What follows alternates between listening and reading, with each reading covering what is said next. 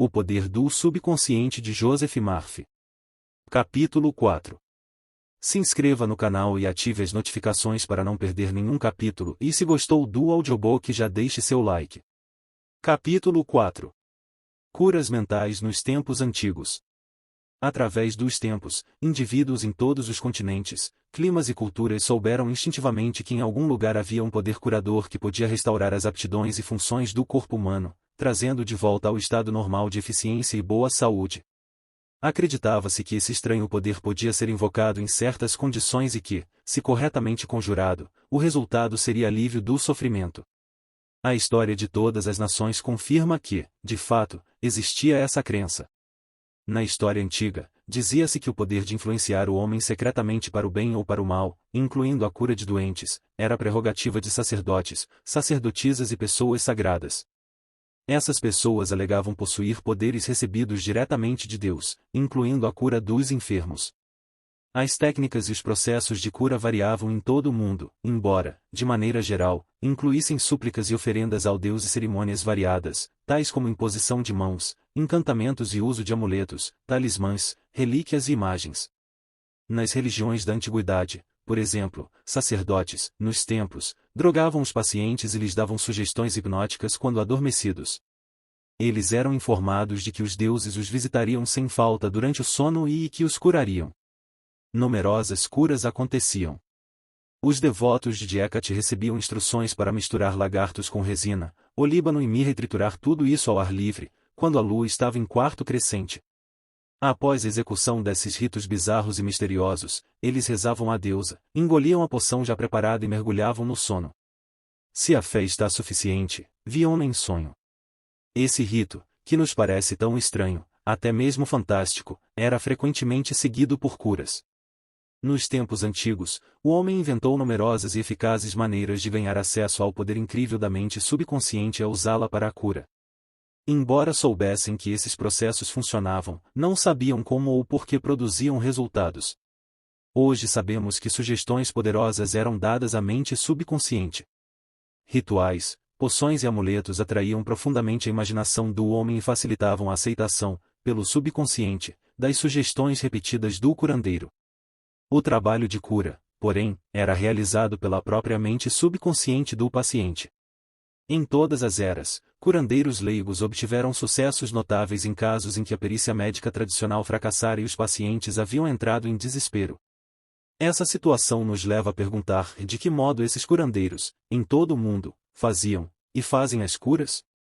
A resposta é que as curas ocorrem porque a crença cega do doente libera o poder curador existente na mente subconsciente. Quanto mais fantásticos e estranhos os remédios e métodos usados pelos curandeiros, mais provável era que os pacientes acreditassem que algo tão estranho tinha que ser incomumente poderoso. A excitação emocional tornava-lhes fácil aceitar a sugestão de saúde, tanto pela mente consciente quanto pela subconsciente. Esse ponto será discutido em mais detalhes no capítulo seguinte. Relatos bíblicos de uso dos poderes do subconsciente. Por isso vos digo que tudo quanto em oração pedirdes, credes que recebestes, e assim será convosco. Marcos 11,24. Releiam essa passagem e prestem toda a atenção à diferença nos tempos dos verbos. Os verbos crer e receber estão no presente, ao passo que assim será convosco está no futuro. O inspirado evangelista nos diz algo da mais alta importância com essa diferença aparentemente pequena na construção gramatical da sentença. Se acreditamos, e aceitamos como verdade, o fato de que nosso desejo já foi atendido e realizado, que já foi completado, sua realização se seguirá como algo no futuro. O sucesso dessa técnica reside na convicção profunda de que o pensamento, a ideia, a imagem já está na mente. Se queremos que alguma coisa tenha substância no reino da mente, ela deve ser pensada como realmente existente. No trecho bíblico temos, em umas poucas palavras enigmáticas, uma instrução concisa e específica sobre a maneira de usar o poder criador da mente, isto é, gravando no subconsciente aquilo que desejamos.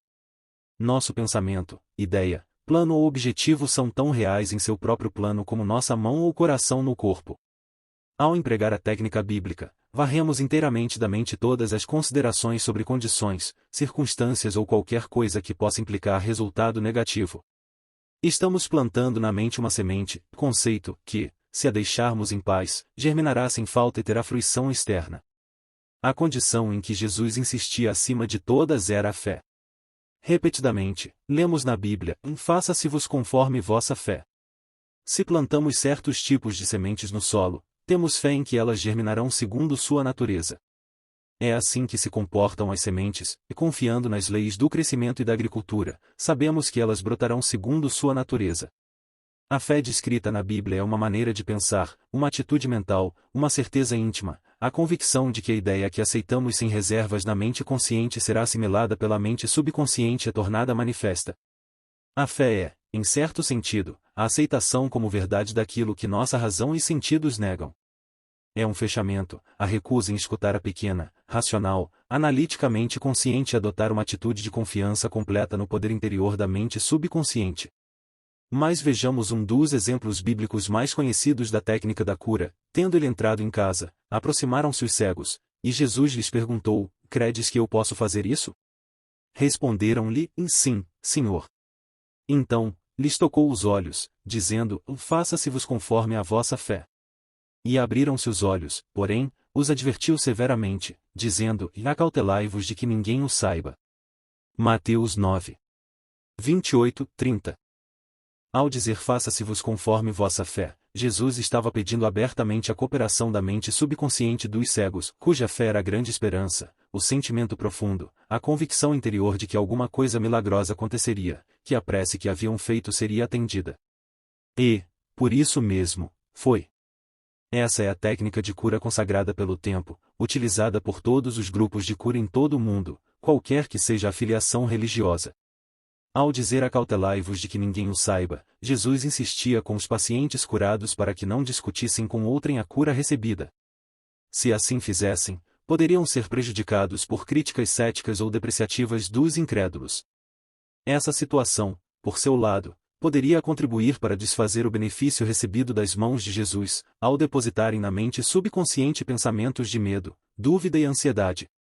Que palavra é esta, pois, que com autoridade e poder ordena aos espíritos imundos, e eles saem? Lucas 4. 36. Quando buscaram, os enfermos foram curados por sua própria fé, juntamente com a fé e a compreensão de Jesus dobrador-curador da mente subconsciente. Tudo o que decretava, ele sabia no íntimo que era verdade. Jesus e os necessitados de ajuda eram unos com a mente subjetiva universal. A certeza e convicção interiores de Jesus sobre o poder curador mudaram a configuração destrutiva negativa do subconsciente dos enfermos. As curas resultantes foram a resposta automática a uma mudança mental interna. O comando que ele lhes deu foi o apelo que fez o subconsciente dos doentes, além de saber, sentir e confiar absolutamente na reação da mente subconsciente às palavras que com autoridade pronunciou. Milagres em santuários de todo o mundo. Em todos os continentes, em todos os países, curas acontecem em santuários. Alguns são mundialmente famosos, outros, conhecidos apenas dos que moram nas suas proximidades. Mas, famosos ou obscuros, as curas ocorrem por motivos idênticos e por meio dos mesmos poderes da mente subconsciente. No Japão, visitei vários santuários famosos. A peça central do mundialmente conhecido Santuário de Jiabutsu é uma gigantesca estátua de bronze, de 12 metros de altura, de Buda com as mãos postas, a cabeça inclinada em êxtase profundo. Observei velhos e jovens depositando oferendas aos pés da estátua, e dinheiro, frutas, arroz, laranjas. Os devotos acendiam velas, queimavam incensos e entoavam preces com pedidos. Escutei, atento, o cântico de uma mocinha, enquanto ela entoava a prece, de cabeça baixa, e apresentava 2 laranjas como oferenda. Nesse momento, ela agradecia a Buda por ter lhe restabelecido a voz. Tendo-a perdido, recuperou-a no santuário. A fé simples em que Buda lhe restituiria a voz de cantora, se seguisse certo ritual, jejuasse e fizesse certas oferendas, havia ajudado a despertar em si mesma a esperança. Como resultado, condicionou a mente até chegar a crer. Em seguida, o subconsciente transformou a crença em realidade. Não podemos enfatizar suficientemente o poder da imaginação e da fé total. Um exemplo maravilhoso nesse particular é o de um parente meu, residente em Perth, cidade do oeste da Austrália, que sofria de tuberculose. Tinha os pulmões profundamente afetados. O filho resolveu ajudá-lo a curar-se. Foi visitá-lo em casa e lhe disse que conhecera recentemente um monge andarilho dotado de estranhos poderes. O monge regressara pouco tempo antes de uma longa estada em um dos santuários de cura mais famosos da Europa. Nele conseguirá um minúsculo fragmento da verdadeira cruz, engastado em um anel dos tempos da Idade Média. Ao longo de séculos, incontáveis sofredores haviam sido curados após tocar o anel ou o fragmento da cruz. Ao ouvir essa história, o filho contou ao monge a doença do pai e lhe implorou que lhe emprestasse o anel. O monge concordou. Em vista disso, o filho lhe fez um donativo espontâneo equivalente a $500. Quando mostrou o anel ao pai, o idoso cavalheiro praticamente arrancou-o de sua mão. Apertou o anel contra o peito, orou em silêncio e foi dormir. Na manhã seguinte, estava curado. Todos os testes clínicos deram resultado negativo. Curas como essa acontecem o tempo todo. O mais notável em tudo é que a espantosa história do filho não passava de uma invenção. Na verdade, ele pegara um fragmento de madeira comum na rua, levará-o a um joalheiro e mandar engastá-lo em um anel de desenho antigo. Em seguida, deu-o ao pai. O leitor sabe, naturalmente, que não foi o pedacinho de madeira apanhado na rua que curou o pai do rapaz. Não, foi a imaginação despertada em grau intensíssimo, além da esperança confiante em que ficaria inteiramente curado. A imaginação ligou-se à fé, que é uma emoção subjetiva, e a união das duas realizou a cura pelo poder do subconsciente. O pai jamais soube do estratagema. Se isso tivesse acontecido, ele, quem sabe, poderia ter sofrido uma recaída. Mas, em vez disso, a tuberculose jamais voltou. Permaneceu inteiramente sadio e faleceu de outras causas 15 anos depois, com a idade de 89 anos. Um único princípio universal de cura. É fato bem conhecido que todas as várias escolas de cura proclamam sucessos documentados dos mais maravilhosos tipos. A conclusão mais óbvia que ocorre à mente é que deve haver algum órgão ou processo comum a todas elas. Na verdade, o órgão de cura é a mente subconsciente, e o processo, a fé. Pense bem nas verdades fundamentais seguintes. 1. Você desempenha funções mentais que foram direcionadas, designando-se, umas, como a mente consciente e as outras, como mente subconsciente. 2. A mente subconsciente é, invariavelmente suscetível ao poder da sugestão. 3. A mente subconsciente exerce controle absoluto das funções, condições e sensações do corpo. Você, certamente, sabe que sintomas de praticamente todas as doenças podem ser induzidos por sugestão em pacientes hipnotizados. Um indivíduo nessas condições pode, por exemplo, ficar com febre alta, afogueado, ou sentir calafrios, conforme a natureza da sugestão. Você pode lhe sugerir que ele está paralisado, e ele não conseguirá andar. Ou manter uma xícara de água fria sob o nariz e lhe dizer, a xícara está cheia de pimenta. Cheire-a. Ele vai espirrar violenta e repetidamente. O que é que você imagina ter causado os espirros? A água ou a sugestão? Se alguém lhe disser que é alérgico a flores, você pode colocar uma delas, sintética, ou um copo vazio sob o nariz da pessoa, quando ela estiver em estado hipnótico, e lhe dizer que é uma flor. Ela, imediatamente, exibirá os sintomas alérgicos habituais. Esse fato demonstra que a causa dos sintomas está na mente subconsciente. A cura dos sintomas ocorre nela também. Diferentes escolas de medicina, tais como osteopatia, quiroprática, qigong, acupuntura e naturopatia produzem, todas elas, curas notáveis. O mesmo acontece com os ritos e as cerimônias das várias crenças religiosas em todo o mundo. É evidente que todas essas curas são realizadas por intermédio da mente subconsciente, a única curadora existente. Note só como ela cura um corte num dedo. Ela sabe exatamente como fazer isso. O médico põe uma atadura e diz, a natureza curará o ferimento. Natureza, porém, nada mais é do que outro nome para a lei natural, a lei da mente subconsciente. O instinto de autoconservação é a primeira lei da natureza, é a principal função da mente subconsciente. Seu instinto mais forte é a mais potente de todas as autossugestões. Teorias profundamente diferentes. Muitas e diferentes teorias de cura foram propostas por diferentes seitas religiosas e grupos de terapia pela prece. Muitos alegam que, uma vez que suas práticas produzem resultados, a teoria que defendem deve ser a certa. Mas, como vimos neste capítulo, essa alegação carece de fundamento. Como você sabe, há vários tipos de cura.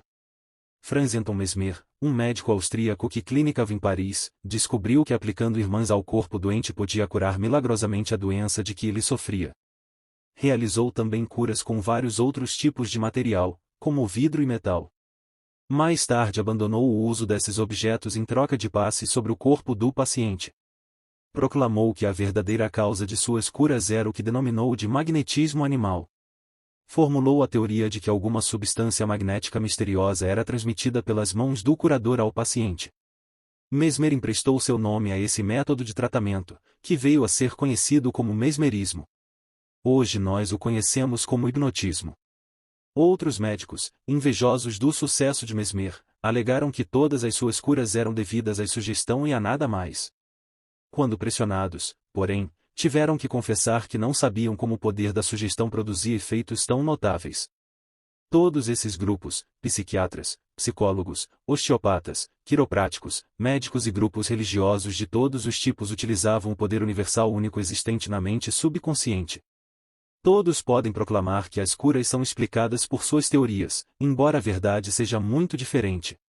O processo da cura, qualquer que seja ela, é uma atitude mental definida, positiva, uma atitude interior, ou maneira de pensar, denominada fé. A cura é devida a uma esperança confiante, que atua como sugestão poderosa à mente subconsciente, liberando seu poder curador. Ninguém cura usando um poder diferente do usado por outro. É bem verdade que ambos podem ter teorias ou métodos próprios, mas só há um único processo de cura, o da fé. Só há um único poder curador, isto é, a mente subconsciente. Escolha qualquer teoria, crença ou método que o agrade. E pode ficar tranquilo de que, se tiver fé, obterá resultados. Opiniões de Paracelso. Philippus Paracelsus, famoso alquimista e médico suíço que viveu de 1493 a 1541, foi um grande curandeiro em seus dias. E afirmou que é um fato científico óbvio, quando disse: seja o objeto de sua fé real ou falso, você ainda assim obterá os mesmos resultados. Dessa maneira, se eu acreditar na estátua de São Pedro como teria acreditado no próprio São Pedro, obterei os mesmos resultados que teria obtido com ele. Mas isso é superstição. A fé, contudo, produz milagres, e seja ela verdadeira ou falsa, sempre produzirá as mesmas maravilhas. As opiniões de Paracelso foram repetidas no século XVI por Pietro Pomponazzi, um filósofo italiano, que escreveu o seguinte: podemos facilmente conceber os efeitos maravilhosos que a confiança e a imaginação podem produzir, especialmente quando ambas as qualidades existem nos sujeitos e nas pessoas que os influenciam. As curas atribuídas à influência de certas relíquias constituem efeitos da imaginação e da confiança das pessoas nessas relíquias. Charlatões e filósofos sabem que se os ossos de qualquer esqueleto fossem postos no lugar de ossos de um santo, os doentes ainda assim experimentariam efeitos benéficos, se acreditassem que eram relíquias autênticas. Pense só no que isso implica. Se acredita no poder dos ossos dos santos, ou nas propriedades curadoras de certas águas, ou, como meu parente australiano, nos efeitos milagrosos de um pedaço de madeira, você obterá resultados devido à poderosa sugestão dada à sua mente subconsciente. É esta que realiza a cura. Os experimentos de Bernin. Hippolyte Bernin, professor de medicina em Nancy, França, em princípios do século XX, foi um dos primeiros a explicar como a sugestão do médico ao paciente produz efeitos devido à fica da mente subconsciente. Bernin contou a história de um homem com paralisia na língua. Foram tentadas todas as formas de tratamento, sem nenhum sucesso. Certo dia, porém, seu médico anunciou que ouvirá falar de um novo instrumento que, com certeza, aliviaria o problema. Em seguida, ele colocou um termômetro na boca do paciente, que acreditou que era o instrumento que o salvaria. Momentos depois, gritou alegremente que podia mover a língua com a maior facilidade. Continua Bernin. Entre nossos casos, são encontrados fatos do mesmo tipo. Uma mocinha veio ao meu consultório sofrendo de perda completa da voz havia 4 semanas. Depois de chegar a um diagnóstico seguro, eu disse aos meus alunos que a perda da voz cedia, às vezes instantaneamente, à aplicação de eletricidade, que só poderia agir simplesmente por sua influência sugestiva. Mandei buscar o aparelho de indução. Botei a mão sobre a laringe da paciente, movi-a um pouco e disse: e agora, você pode falar alto. Um instante depois, a fiz dizer A, em seguida B e, depois, Maria. Ela continuou a falar com clareza e o problema desapareceu. Eberlin estava demonstrando o poder da fé e da esperança por parte da paciente, que atuaram como sugestão poderosa sobre a mente subconsciente. A causa dos estigmas sangrentos. Hemorragias e estigmas sangrentos podem ser induzidos por sugestão. Como demonstração desse fato, o Dr. Burru colocou uma pessoa em transe hipnótico e lhe deu em seguida a sugestão seguinte: às 16 horas, após a hipnose, você virá ao meu consultório, se sentará nessa poltrona e cruzará os braços sobre o peito. Seu nariz, nessa ocasião, começará a gotejar sangue. Naquela tarde, o jovem fez exatamente o que lhe havia sido dito. Logo que cruzou os braços, várias gotas de sangue pingaram da narina esquerda. Em outra ocasião, o mesmo pesquisador escreveu o nome do paciente em ambos os antebraços, com a ponta rombuda de um instrumento, enquanto ele estava em transe hipnótico. Em seguida disse: às 16 horas você cairá no sono. Seu braço sangrará ao longo das linhas que eu tracei e seu nome aparecerá escrito em seus braços em letras de sangue. Naquela tarde, o paciente foi atentamente observado. Às 16 horas ele caiu no sono.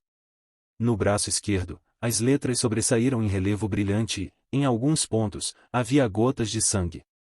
Embora as letras desaparecessem gradualmente, elas continuaram ainda levemente visíveis 3 meses depois. Esses fatos demonstram, simultaneamente, a correção das duas proposições expostas, isto é, a suscetibilidade invariável da mente subconsciente ao poder da sugestão e o controle perfeito que ela exerce sobre funções, sensações e condições do corpo. Todos os fenômenos citados retratam vividamente condições anormais induzidas por sugestão. E são provas conclusivas de que assim como o homem pensa em seu coração, mente subconsciente, assim ele é. Bolha formada por sugestão. Diz Berlin que provocou o aparecimento de uma bolha na nuca de um paciente colando nela um selo de correio e sugerindo que era um pedaço de papel pega-mosca.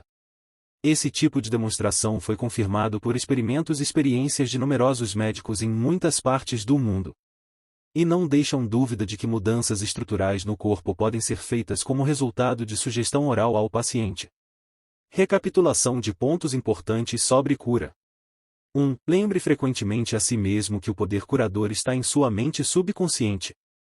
2. Convença-se de que a fé é como uma semente plantada no solo e que cresce segundo sua natureza. Plante a ideia, semente, na mente, regue-a e fertilize-a com esperança, e ela brotará. 3. A ideia que você tem para um livro, invenção ou peça é real em sua mente. Essa é a razão por que acredita que a tem agora. Acredite na realidade de sua ideia, plano ou invenção e, ao fazer isso, ela se concretizará. 4. Ao rezar por outra pessoa, saiba que seu conhecimento interior, silencioso, da completude, beleza e perfeição, pode mudar as configurações negativas da mente subconsciente de outra pessoa e produzir resultados maravilhosos. 5. As curas milagrosas de que ouve falar, ocorridas em vários santuários, são devidas à imaginação e à fé total, que agem sobre a mente subconsciente da pessoa, liberando o poder criador. 6. Todas as doenças têm origem na mente. Nada aparece no corpo, a menos que exista um modelo mental correspondente. 7. Os sintomas de praticamente todas as doenças podem ser induzidos por sugestão hipnótica. Esse fato demonstra o poder de seu próprio pensamento. 8. Só há um processo de cura, é a fé. Só há um poder curador, isto é, a mente subconsciente. 9. Seja real ou falso o objeto de sua fé, você obterá resultados. A mente subconsciente reage ao pensamento que está em sua mente. Pense em fé como um pensamento na mente e isso será suficiente.